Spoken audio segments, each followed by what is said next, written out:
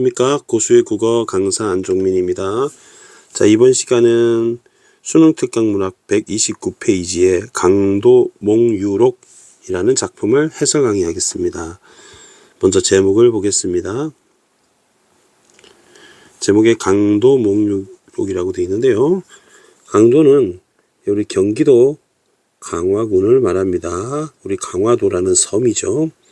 강화도 말하고요. 몽유는 꿈몽자에서 그다음에 놀유자입니다. 꿈몽자 놀다유 꿈에서 놀고 다닌다. 자, 그래서 몽유록의 소설은 이제 현실에서 이제 꿈으로 이제 들어가게 됩니다. 선생님 꿈은 이렇게 동그라미를 한번 쳐볼게요. 그리고 현실은 네모를 치겠습니다. 이렇게. 자, 그러면 이제 꿈으로 들어갔다가 다시 현실로 나오게 되는 그런 구조, 이제 환몽 구조라고 해요. 현실. 그러면 파란 볼펜으로 이렇게 들어가고 이렇게 나오고 이렇게 됩니다.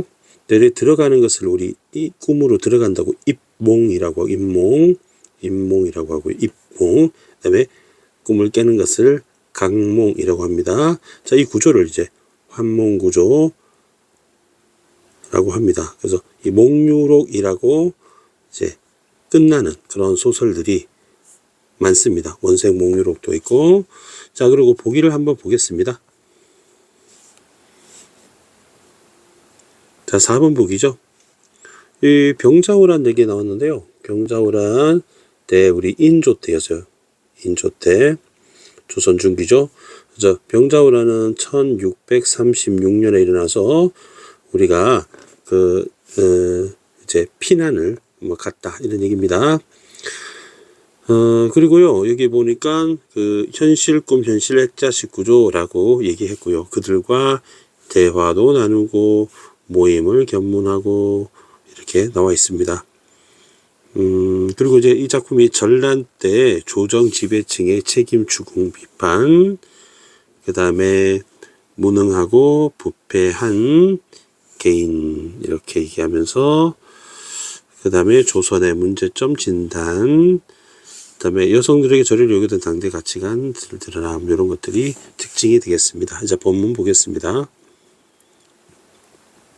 이제 청어선사는 우리 정멸사라는 강화도에 절이 있답니다. 정멸사의 이제 선사 스님입니다. 스님 승려죠. 승려 스님요. 승려 주인 없는 시신 이제 이게 이제 병자호란 때 희생자 병자호란 희생자를 가련히 여겨 수습해줄 생각으로 버드나무 가지를 든 채 날듯이 강을 건넜다. 인가가 모두 폐허가 되어 의지할 곳은 없었다. 연미정이라는 정자 있습니다. 정자에서 강화도 월곤리에 있다고 하네요. 풀을 베어 움막을 짓고 그곳에서 불공을 들이며 숙식을 했다고 되어 있습니다. 어느 날 청어선사는 잠이 들어 꿈을 꾸었다. 그럼 요 노란색으로 칠을 하겠습니다. 여기가 이제 기준으로 위에는 현실이 되는 것이고요. 이제 꿈으로 들어가게 됩니다. 꿈으로 들어가게 됩니다. 그래서 요 부분 선생님이 색깔을 이렇게 해서 이렇게 요 부분입니다. 요 부분이 이제 꿈으로 들어가는 인몽 부분이 되겠습니다. 이제 그러면 바깥을 외부 액자라고 할 수 있겠죠. 외부 액자가 되고 이제 중요한 얘기는 이제 내부 액자로 쏙 들어가게 될 겁니다. 다시 펜을 좀 바꿀게요. 자, 하늘과 강이 모두 파란데 수심이 잠긴 구름은 모였다 흩어졌다 하고 서글픈 바람은 불었다 그쳤다 하며 밤 기운이 처량하기 심상치 않았다. 선사는 석장, 이게 주석 지팡이입니다. 나무 지팡이라 볼게요. 나무 지팡이를 짚으며 달빛이 한가롭게 그린다. 여기 이제 배경묘사가 나옵니다. 배경묘사. 한밤중이 되자 바람결에 전해오는 소리가 있었으니 노랫소리와 울음소리가 웃음소리였다. 웃고 울고 노래하는 소리를 따라가 보니 한 곳에 여자들이 모여 있는 게 아닌가. 선사가 몹시 기이하게 여겨 다가가 엿보니 줄지어 모여 앉은 이들이 죄다 여자였다. 어여쁜 얼굴이 시들고 백발인 사람이 있는가 하면, 그 다음에 청춘이 아직 시들지 않아 검푸른 머리가 풍성한 사람도 있었다. 젊은 사람인지 늙은 사람이 겉모습을 명치 알 수 없었지만 손 없이 뒤섞여 성대한 모임을 가졌다. 이들은 모두 놀라고 두려워 허둥지둥하는 모습에 서글픈 기운을 띠고 있었다. 선사가 더 다가서 보니 연약한 머리가 한길 남짓 밧줄에 묶이거나 한자쯤 칼날이 붙어있는 이도 있고, 그다음에 으스러진 뼈에서 피가 흐르는 이도 있고, 머리가 모두 부서진 이도 있다. 이제 병자호란 희생자들이죠. 입과 배에 물을 머금고 있었다. 그럼 이제 익사하신 분 같습니다. 참혹하고 애처로운 모습을 차마 볼 수가 없고 기록할 수 없었다. 자, 이런 얘기입니다. 우리 정어 선사가 슬퍼하면서 눈물을 흘리면서 이제 위로를 해주려고 삽을 들고 이제 무덤을 만들고 있었어요. 이렇게 해서 이제 시신을 묻어주려고 하고 있었습니다. 이렇게 무덤을 만들고 있어요. 근데 너무 피곤한 거예요. 그래서 잠이 든 겁니다. 그래서 잠이 든 겁니다. 하고 잠이 들었어요. 이제 삽을 꽂아놓고, 그래도 이제 꿈을 꾼 겁니다. 하고 꿈을 꾼데, 꿈에서 와우 하고 꿈을 꾼 거죠. 그래서 이제 스님이 이렇게 따라가 보니까 여자들이 여러 여자들이 있습니다. 여자들이 유령들인 거죠. 유령들이. 그래서 유령들이 그래서 어떤 사람은 이제 나이 많은 사람도 있고, 어떤 사람은 젊은 여자도 있고, 이렇게 젊은 여자도 있고, 여러 명이 이렇게 있더라. 귀신들이 있더라. 이런 얘기입니다. 그래서 그들이 얘기하는 얘기를 들었다는 얘기입니다. 그리고 A의 한 부인이 말하게 되는데요. 이 A 한 부인이 누구냐면요. 자, 김유라는 사람의 아내입니다. 김유의 아내. 남편이 김유라는 거죠. 선생님 이렇게 쓸게요.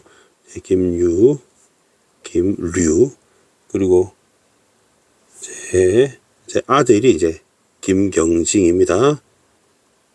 김경징입니다. 나라님이 피난했으니 하면서, 나라님이 이제 임금님을 말합니다. 그 처참함이야 말해 무엇하겠습니까? 하지만 제 운명을 달리한 건 하늘의 뜻입니까? 귀신의 뜻입니까? 그 이유를 찾으면 이르는 답이 있으니 바로 내 남편입니다. 이제 김유죠. 김유라는 사람이 어떤 사람인지 한번 각주를 한번 볼까요? 김유라고 보니까 남편이 이제 병자호란의 영의정이었으니까 국무총리였습니다. 남편이 국무총리입니다. 국무총리 때문에, 남편 때문에 이렇게 희생이 컸다는 얘기를 합니다. 그럼 지배층, 관료층을 비판하는 거죠. 그 이유가 무엇인지 아십니까? 남편은 세상에 위치에 두고 채찰차 임무를 맡아 그는 공로는 살피지 않고 사사로운 정의 이르적 강도의 막중한 임무를 사랑하는 아들에게 맡겼습니다. 이제 자기 임무를 아들한테 맡겼다는 게 김경징이라는 아들한테 맡겼다는 거죠. 밑에 김경징도 한번 찾아보겠습니다. 김경징 찾아보니까 나중에 강화도가 함락되자 수비를 실패했다는 탄핵을 받아 사형을 받게 되니까 이제 전쟁 때문에 남편도 잃고 아들도 잃게 됐다는 얘기죠. 그 아이는 부귀에 빠져 아름다운 경치나 즐기며 앞날에 대한 계책이라고는 전혀 없었으니. 그러면 아들도 부정적이고 남편도 부정적이네요. 그죠? 강이 깊은 게 아니요. 깊지 않은 게 아니요. 성이 높지 않은 게 아니었지. 그러면 강이 깊고 성이 높았는데 못 쳐들어올 텐데, 대사를 그르치고 말았으니 죽음을 당한 일은 당연한 것입니다. 그러나 아비의 잘못으로 인한 일이니 그 아이에게 무슨 책임이 있겠습니까? 아버지 탓을 좀 더 크게 보고 있습니다. 아, 운명이 기박한 채가 자결한 것도 당연한 얘기면 자살했다는 얘기죠. 이제 남편 죽고 아들 죽고 해서 한스러울 게 없습니다. 다만 외아들이 살아서 나라에 보답하지 못하고 죽어서 죄가 남았으니, 그리고 죽어서도 그다음에 천년 동안 남을 악명을 온 바다를 기울인데 어찌 씻을 수 있겠으면 씻을 수 없다. 쌓이고 쌓은 한이 옷깃에 가득하여 하루도 잊을 날이 없답니다. 저 귀신이 얘기하는 거예요. 그러니까 이 말을 마치더니 한 부인이 몸을 일으키더니 온 몸새를 다듬고 말했다라고 돼 있는데, 이 부인은 바로 아까 그 아들이죠. 김경징의 부인입니다. 김경징의 부인이죠. 그럼 아까 나왔던 한 부인의 며느리가 되는 거죠. 위에 이 부인의 이제 며느리가 되죠. 며느리가 되겠고, 그 다음에 시아버지가 이제 김유가 되죠. 시아버지가 김유가 됩니다. 자, 서방님은 자기 재주를 헤아리지 못하고 홀로 중책을 맡아 천혜의 지역만 믿고 군사 일보기를 게을리했으니 그 결과 방어에 실패한 것은 당연한 이치입니다. 온 강에 비바람이 몰아쳐 사직은 국가라는 뜻이고요. 존폐가 한 귀퉁이 세자는 성에 달려 있었으니 정군이 무너져 임금이 성 밖으로 나와 항복하기 이르렀습니다. 아, 이 모든 일이 강도를 수비를 하지 못한 데 말미암은 것이 강화도고요. 사형을 당한 것도 군법에 마땅한 일입니다. 그러나 이민구 같은 사람은 같은 책임을 졌으면서 무슨 청의를 지냐고 목숨을 보자는 천수를 누렸단 말입니까? 그러면 형평성이 떨어지는 거죠. 도번수 김자점은 나라 안에 모든 권세를 지니고 나라 안에 모든 병사를 전을했습니다. 단 한 번의 전투를 벌이지 않았고 병사들은 피 흘리지 않았습니다. 바위굴에 몸을 숨기고 목숨을 부지하게 꾀하며 달무리 안에 있는 임금이 길 가는 못했지만 왕법이 시행되지 않고 도리어 은총이 되었습니다. 가소로운 신기원, 그러면 비판하는 대상이 이 세 명입니다. 이민구, 그다음에 김자점, 심기원. 임무를 담당한 그릇이 못되어 앞날을 내다보는 게 계책이 없었거늘 이런 자에게 막중한 임무를 맡겨 도성을 지키겠습니다. 그러니 군신간의 의리를 완전히 잊고 제 한 몸만 빼어 환난을 피하고는 스스로 지략이 있다 여기며 거북처럼 몸을 움츠리고 달팽이처럼 엎드려 지냈습니다. 이처럼 나라의 은혜를 저버렸지만 조정에서 군법에 회부되었고 도리어 총애와 녹봉을 더해줬습니다. 이런 상황에서 서방님이 이제 김유가 되는 거죠. 홀로 사형을 당했으니 어찌 원통하지 않겠습니까? 아, 내 한 목숨 이런 건 아까울 거 없지만 살아계신 백발의 시아버지 이제 김유가 되는 거죠. 자식 잃고 말았으니 죽으니 산이든 원망하는 마음이 어찌 다르지 않다. 서리법을 얘기했네요. 그리고 중요하다면 아무리 생각해도 할 수 없어 의아하고 있는데 그 여인은 빙그레 울면서 말했다. 이게 기생입니다. 그리고 기생이 또 얘기를 합니다. 쭉 얘기할게요. 저는 기녀입니다. 노래와 춤으로 멀리까지 이름이 퍼져 청조가 소식을 전하고 나비가 향기를 탐하여 이르는 곳마다 양대요 밤마다 운호의 정이 있으니 향락이 지극하여 즐거웠다면 즐거웠다 하겠습니다. 그러나 인간사를 돌아보건대 귀하게 여길 것은 절이었으면 이제 절개를 말합니다. 귀한 것은 절개다. 하루아침에 깊은 규방에 들어앉아 비단장말로 들여오고 한 낭고를 길이 모시어 한결같은 마음을 같이 살았거늘 뜻밖의 풍파 전쟁을 말하는 거고요. 바람과 파도 전쟁, 청춘의 나이에 꽃이 지고 죽었다는 얘기를 하는 겁니다. 오늘 밤에 이 훌륭한 모임은 제 분수 밖의 것인지라 저도 외람되이 분수에 넘치게, 분수에 지나쳐라는 뜻이고요. 분수에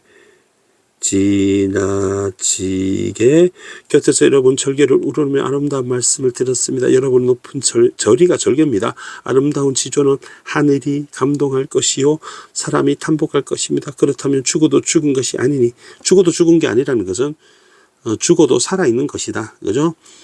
탐복할 거니까 무슨 한이 있겠습니까? 강도가 함락되고 남한산성이 위급해지자 임금은 어떤 능욕을 당했습니까? 그때 인조라고 했죠. 남한산성 이제 우리 서울에 있는 무슨 대학교죠? 경원대가 가천대죠. 가천대 그쪽입니다.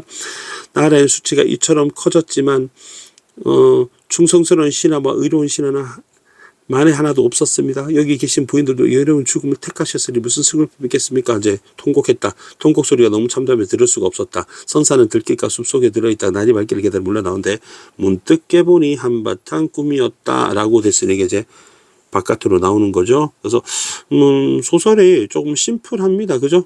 심플합니다. 그리고 이렇게 깨게 되는 것이고 그럼 안이 꿈이 되고 바깥이 현실이 되고 이렇게 나오는 것을 각몽이라고 한다. 그리고 이제 액자로 얘기하면 내부 액자가 되고